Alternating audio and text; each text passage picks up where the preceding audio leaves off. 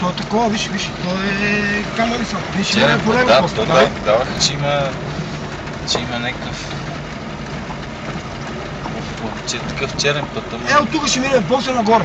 Да. Фактически връх Калина кое е? Това има. Ага, то нагоре може да отиваме, човек, сигурно. Ама най-вероятно можем, не знам дали с кола, бе, брат. Да, бе, ние сме тук после ще видим.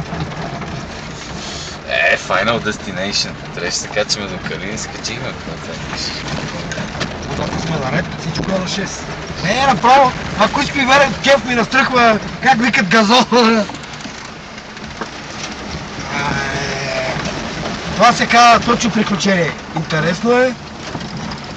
Харесва ми много. Ами дълбоко това, човека. Дълбоко е. Гледам това тъмна водата и направо се бъркаха.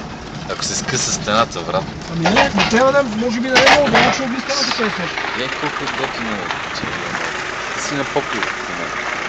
Колко е? 2416. Казах ти, че сме над Витоша в момента. Добре. Тук нямаме ни факт, ни нищо, не? Има, бе.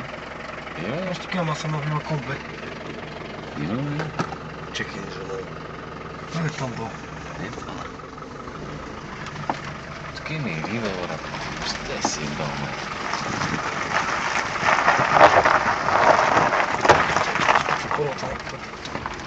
Ама, бе, какво се обаждам и аз съм? Така че ли, кой знае какво ще кажа после.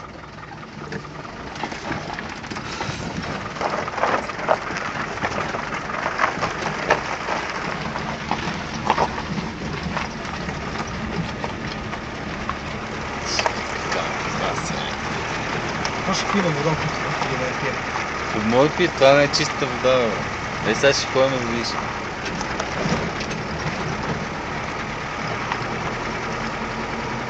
Тук леко че пием.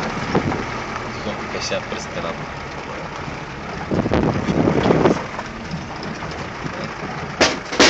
Опа! Падна ги дорето, много е голем на кора. Лепи го тук. Не, да го заключим, кой че ти да... Принципно никой няма да дойде. Какво че го заключим? Няма какво. Той да дойде някой тук, хората в планината не са такива. Няма къде избегаш. Не се крадливо в племе, разбираш ти. Той не може да ти избега, как се вика. Виж, там има някакво като вирче да е, бах. Не, и аз. Малко да ми подиша. Тялото диша чрез порите. И сега ще изчистиш отровите.